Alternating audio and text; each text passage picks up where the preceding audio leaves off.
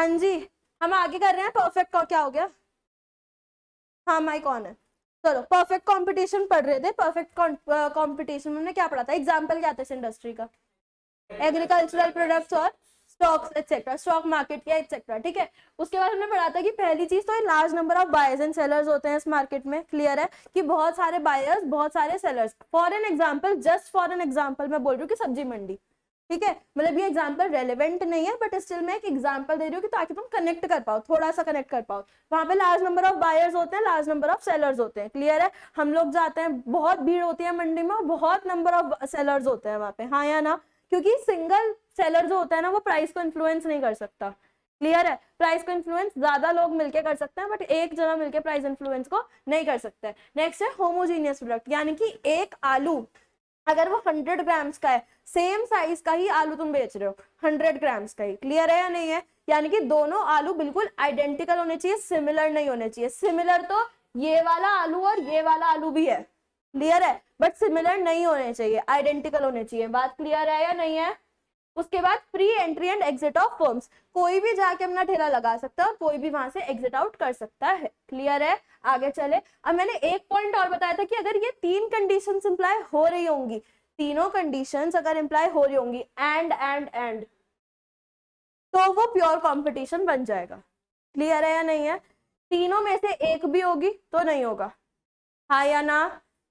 हाँ या ना? छोड़ नहीं आ रहा बिल्कुल भी। तो तीन कंडीशंस होंगी तो वो क्या बनेगा हमारा? Pure competition. अब आगे हेडिंग डाल, मतलब आगे स्टार्स अपने कंटिन्यू करना, ठीक है।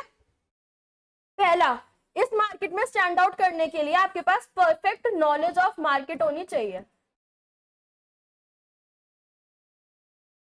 हाँ, कैसे? तुम अगर सब्जी मंडी जा रहे हो, तुमने एक चीज नोटिस करी होगी, क्या? कि बाहर की साइड जो होती है, बिल्कुल मंडी में घुसते ही वहां तो सब्जियां फ्रूट्स बहुत महंगे मिलते हैं, हाँ या ना? जितनी अंदर जाओगे उतनी चीजें सस्ती होती चली जाती हैं। यानी कि अगर तुम्हें मार्केट की परफेक्ट नॉलेज नहीं है तो क्या तुम मार्केट में स्टैंड आउट कर पाओगे? नहीं कर पाओगे। Next, free mobility of factors of production.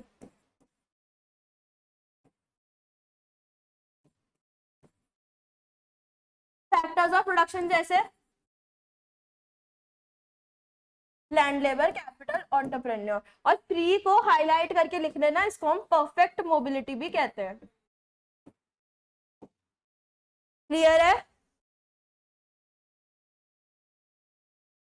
Next, इस मार्केट में कोई भी ट्रांसपोर्टेशन या सेलिंग कॉस्ट इन्वॉल्व नहीं होती।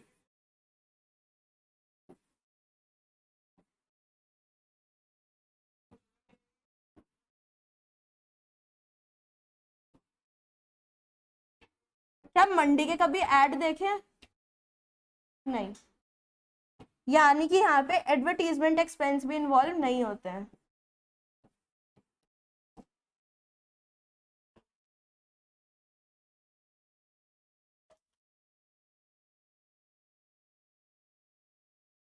चलो आगे।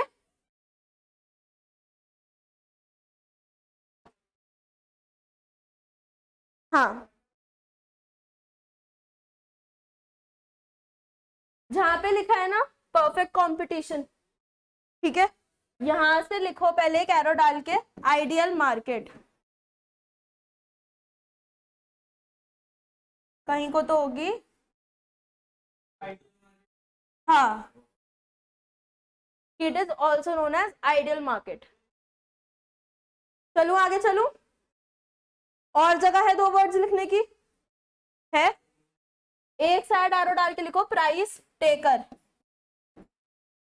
अभी ये दोनों चीजें मैं एक्सप्लेन करूंगी।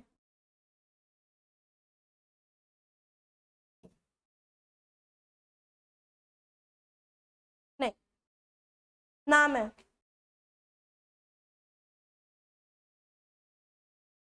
अच्छा, प्राइस टेकर क्यों बोलते हैं?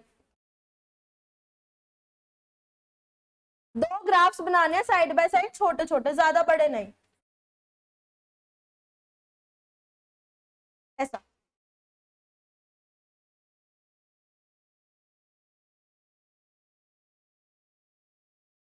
ये वाला जो मैं ग्राफ बना रही हूँ ना, ये बना रही हूं मैं एक इंडस्ट्री का, और ये वाला जो ग्राफ है ये है फर्म का। इंडस्ट्री क्या होती है? बहुत सारी फर्म्स, यानी कि ग्रुप ऑफ फर्म्स। और अभी हमने सेकेंड यूनिट में पढ़ा था कि इंडस्ट्री का प्राइस कैसे डिटरमाइन होता है, डिमांड और सप्लाई से। यानी कि ये डिमांड है, ये सप्लाई है, सॉरी उल्टा बोल दिया मैंने, कहीं ना कहीं ये मेरी क्वांटिटी है और ये मेरा प्राइस है, हाँ या ना? हाँ या ना?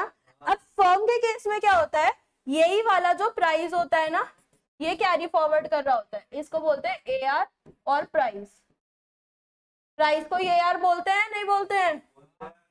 यानी कि फर्म क्या करती है, ये तो कर रही है इंडस्ट्री, क्या कर रही है, प्राइस मेक कर रही है, और ये यहाँ पे क्या कर रही है, टेक्स प्राइस, इसलिए इसको क्या बोलते हैं, प्राइस टेकर। क्लियर है? हाँ।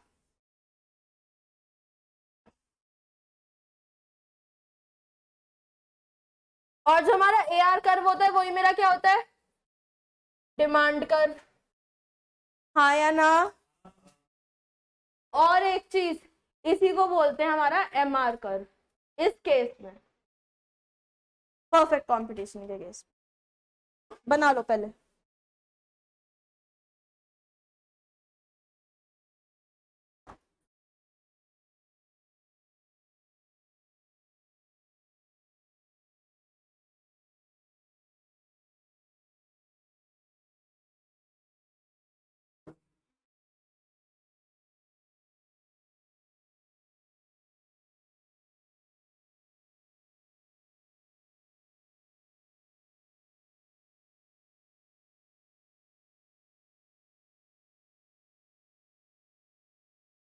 चलो,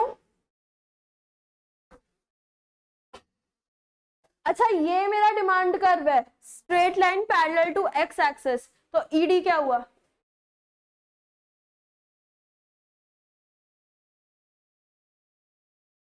इनफाइनाइट या जीरो?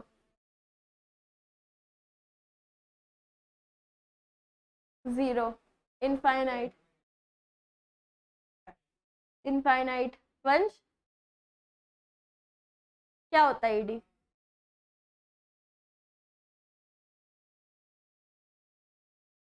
ईडी क्या होता है, सेकंड चैप्टर में पढ़ा था। ईडी क्या होता है, वो तो इक्विलिब्रियम है, डेफिनेशन।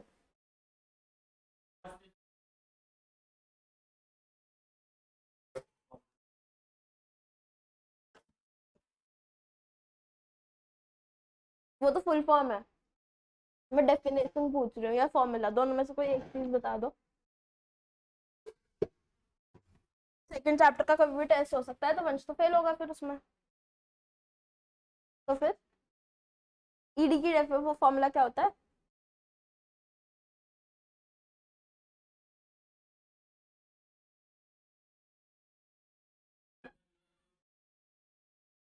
जो होता है percentage change in quantity upon percentage change. तो वो पॉइंट इलास्टिसिटी और वो सब निकालने के फॉर्मूले बता रहे हो तुम ये? मैं नॉर्मल फॉर्मूला पूछ रही हूँ ईडी का, और उससे जो डिग्रीज निकलती थी, 5 डिग्री होती थी, कौन कौन सी? तो ये कौन सी डिग्री है?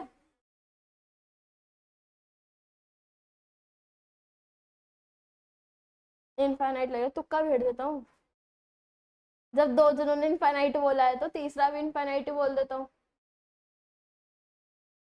याशिका गलत है, ईडी क्या है, लिख लो इसे भी। हाँ,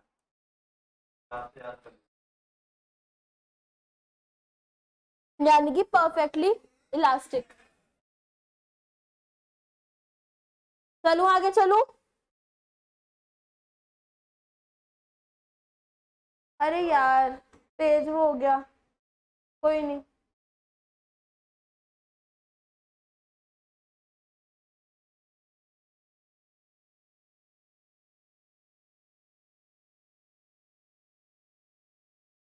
इसीलिए अगर अब तुम्हें दिख रहा हो जो मैंने प्योर कंपटीशन की ये पढ़ी थी, तो इससे एक चीज क्लियर हो रही होगी कि सारे परफेक्ट कंपटीशन जो होंगे वो प्योर कंपटीशन तो होंगे, हाँ या ना। बट सारे प्योर कंपटीशन या परफेक्ट कंपटीशन होंगे नहीं, क्यों? क्योंकि प्योर कंपटीशन में केवल 3 कंडीशंस हैं, बट परफेक्ट कंपटीशन में और कंडीशंस भी एग्जिस्ट कर रही हैं, हाँ या ना। यानी कि all pure competitions are not perfect competition. हाँ, but all perfect or pure perfect competitions are pure competition.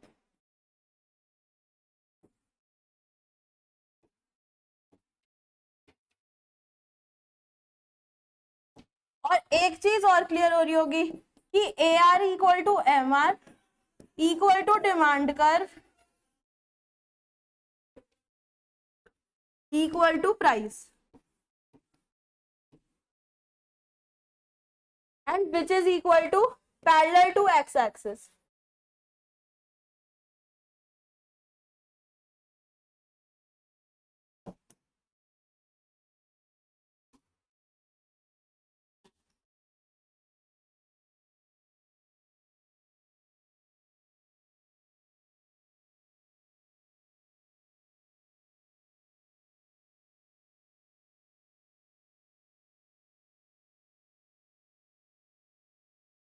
चलो आगे,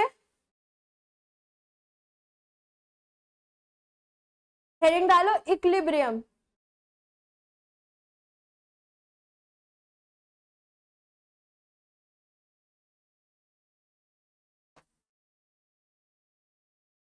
इक्विलिब्रियम इसी का इक्विलिब्रियम।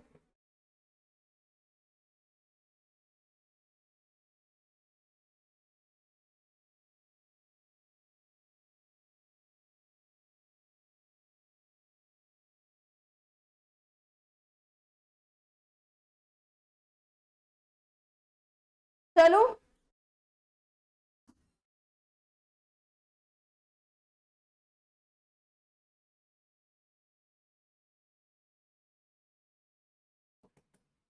पहला पॉइंट प्रॉफिट मैक्सिमाइजेशन, कौन सा पॉइंट था भाई? M R is equal to M C, याद है या नहीं है?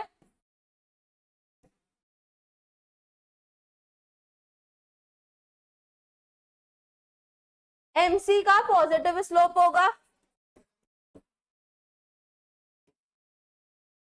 तब ही वो कट करेगा,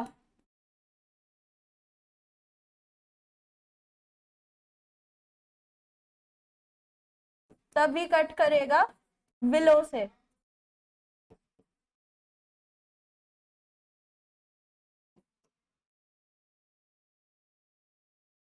और कट करने के बाद एमसी जो है वो बड़ा हो जाएगा किससे?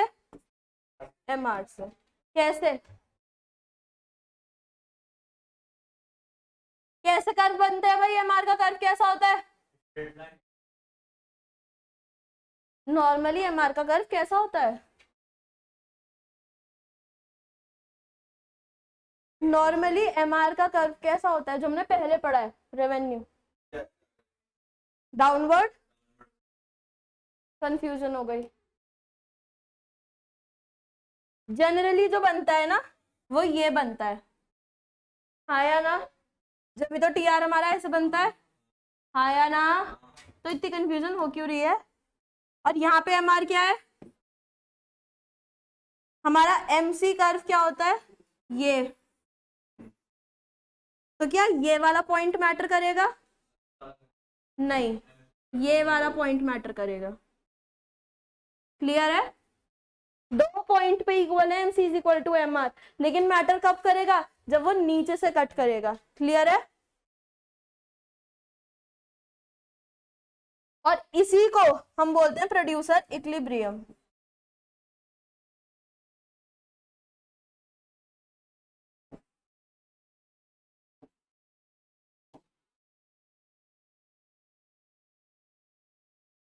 हम्म।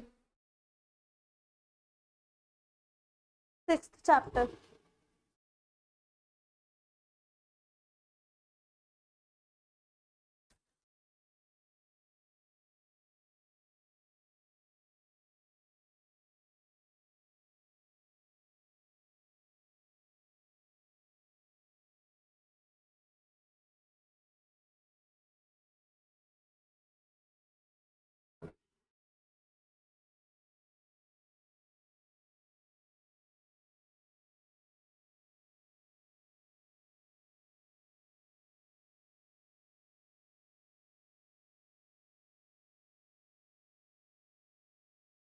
चलो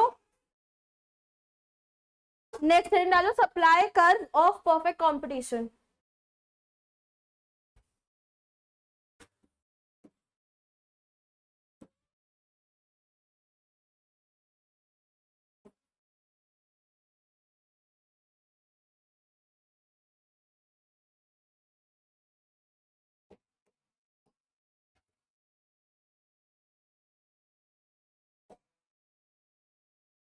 डाल ली,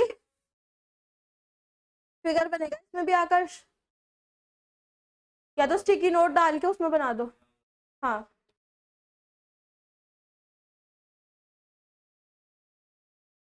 एबीसी कर्व कैसा बनता है? यू शेप्ड ऐसा, और एमसी नीचे होता है ऊपर होता है? नीचे से होता है, ये होता है कुछ। हाँ यही होता है, बना लो। जो हमारा राइजिंग पोर्शन ऑफ एमसी होता है, ये होता है क्या मेरा सप्लाई कर।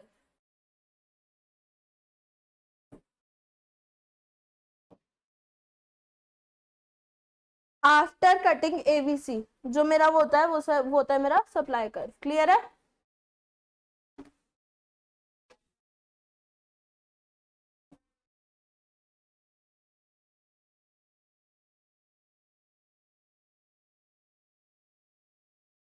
नेक्स्ट,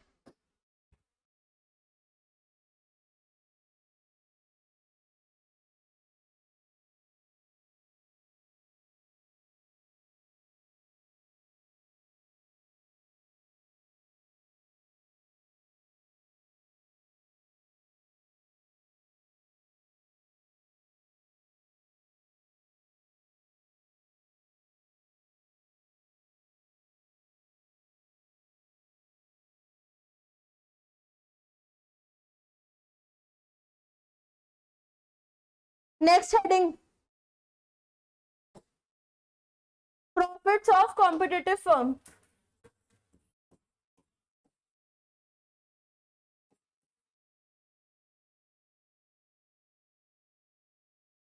वंश क्लास देख ली थी क्या? कितनी रेडी है?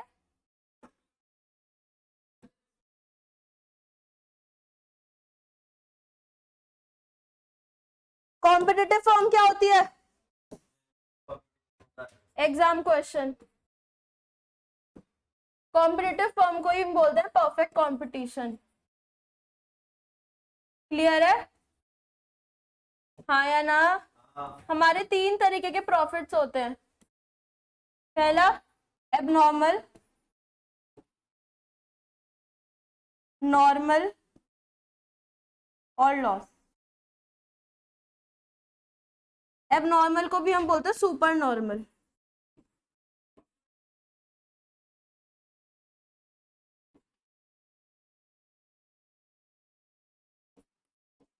सुपर नॉर्मल के केस में एआर जो होता है वो हमारा ग्रेटर होता है एज कंपेयर टू एसी, और यहाँ पे एआर इक्वल टू एसी, और यहाँ पे AR is less than AC. याद करने की चीजें हैं ये।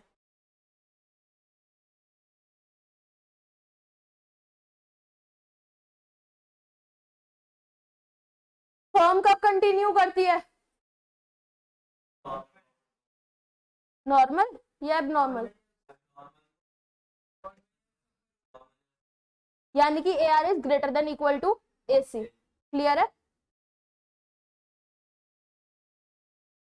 एक एग्जाम्पल देखो सब, प्राइस है 10 रुपीज, AC है हमारा 12, ABC है हमारा 9।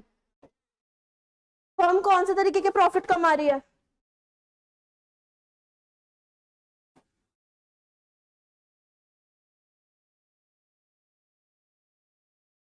नॉर्मल।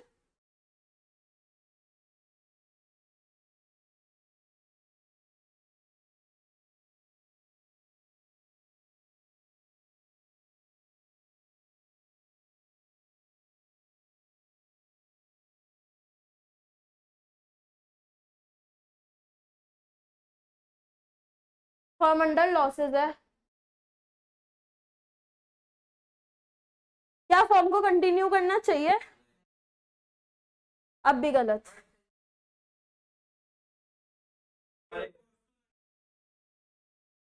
तो तब तो कंटिन्यू करना चाहिए ना, जब एवीसी ज्यादा होती तो ही तो कंटिन्यू नहीं करते। शट डाउन पॉइंट कौन सा था? प्राइस इज स्मॉलर देन और इक्वल टू एवीसी, तो यहाँ तो स्मॉलर है, तो शट डाउन पॉइंट है या नहीं है? फर्म कंटिन्यू करेगी या नहीं करेगी? यानी कि फर्म कंटिन्यू